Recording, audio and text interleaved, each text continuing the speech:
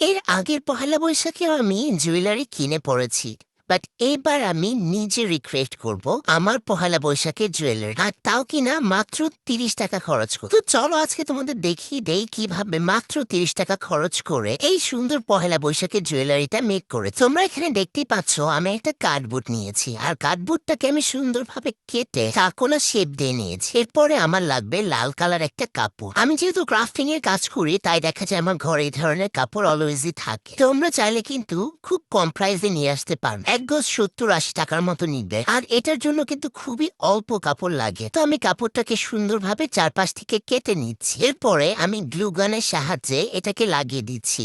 তোমরা কিন্তু চাইলে এখানে B7000 গ্লুটা ইউজ করতে পারো, বাট আমি এখানে গ্লু গানটা ইউজ করছিলাম কারণ B7000 গ্লুটা শুকাতে অনেক সময় লাগে, আর আমি চাচ্ছিলাম এটা খুব তাড়াতাড়ি রেডি হয়ে যাক, তাই আমি এখানে গ্লু গানটা ইউজ করেছিলাম। আর এরপর আমি নিয়ে নিয়েছিলাম এই মিরর গুলো। প্রথমে আমি এখানে রাউন্ড শেপের একটা মিরর ইউজ করেছি, আর এরপরে চারপাশ দিয়ে ইউজ করেছি এরকম পাতা শেপের মিরর গুলো। এখানে সুন্দর একটা ফ্লাওয়ার শেপ দেওয়ার পর কিন্তু লুকটা অনেকটা চেঞ্জ হয়েছে।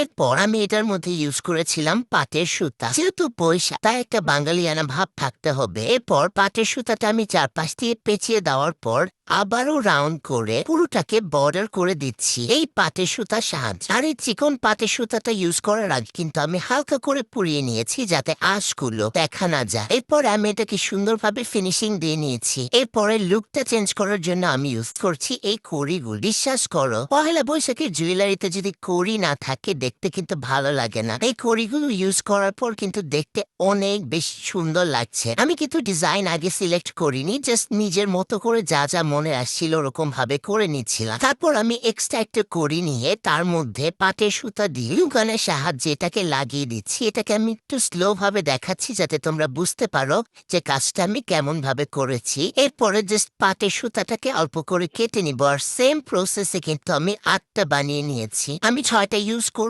এই মালা সেটটা, আর 2টা ইউজ করব আমি কানের দুল। তারপর এই কড়িগুলোকে আমি জাস্ট খুব সুন্দরভাবে সিম্পল ভাবে লাগিয়ে দেব, আর এটাই কিন্তু লুকটা একদম চেঞ্জ করে ফেলবে। এটা লাগানোর পর এত বেশি সুন্দর লাগছিল, আমার কাছে কিন্তু খুবই ভালো লাগছিল। এরপর আমি জাস্ট নিয়ে নিয়েছি ম্যাক্রোমে সুতা, যেটা আমার বাসায় অনেক আছে। জাস্ট সিম্পল একটা হোয়াইট কালারের ম্যাক্রোমে সুতা নিয়ে এটা লাগিয়ে দিয়েছি, আর এরপরে আমি চারপাশ দিয়ে আবারও লাল কালারের কাপড়টা ইউজ করছি যাতে এক্সট্রা অংশটা না দেখা যায়। এরপরে আমি সেম প্রসেসে কানের দুলটাও বানিয়ে নিব। কানের দুলেও আমি এরকম গোল ছোট মিরর ইউজ করেছি, আর তারপরে 3টা পাতা দিয়ে একদম চারপাশে সুন্দরভাবে পাটের সুতাটাকে পেঁচিয়ে নিয়েছি কানের দুল আর মালার মধ্যে যাতে মিল থাকে এই জন্য আর কি পাটের সুতাটা আমি দিয়েছি এখানে। এরপরে পেছনের অংশে জাস্ট এই কড়িটা বসিয়ে দিব, এন্ড এরপরে দেখো আমার কানের দুলটা ready, and here is the final look. আমার এই সুন্দর জুয়েলারিটা তোমাদের কাছে কেমন লাগছে অবশ্যই কমেন্টে জানাতে ভুলবে না। এটা কিন্তু সাদা লাল শাড়ির সাথে অনেক বেশি সুন্দর লাগবে, বৈশাখের থিমের সাথে একদম খুব সুন্দর ভাবে যাবে। এটা খুবই বাঙালিয়ানা একটা ভাব আছে এটার মধ্যে। আমি যেমনটা চেয়েছিলাম ঠিক তেমনটাই হয়েছে। এটা কিন্তু পরলেও অনেক সুন্দর লাগবে। তোমরা চাইলে কিন্তু ঘরে বসে খুব কম খরচে এই সুন্দর জুয়েলারি গুলো বানিয়ে ফেলতে পারো। এই জুয়েলারি গুলো কিন্তু 300-400 টাকা করে বিক্রি হয়, আর সেটাই আমি খুব কম খরচে মাত্র 30 টাকা খরচ করে ঘরে বসে রিক্রিয়েট করে ফেলেছি। তোমাদের কাছে কেমন লাগলো কমেন্টে জানাতে ভুলবে না। সবাই পেজটা ফলো করে রাখো। সবাই ভালো থাকবে। আল্লাহ হাফেজ।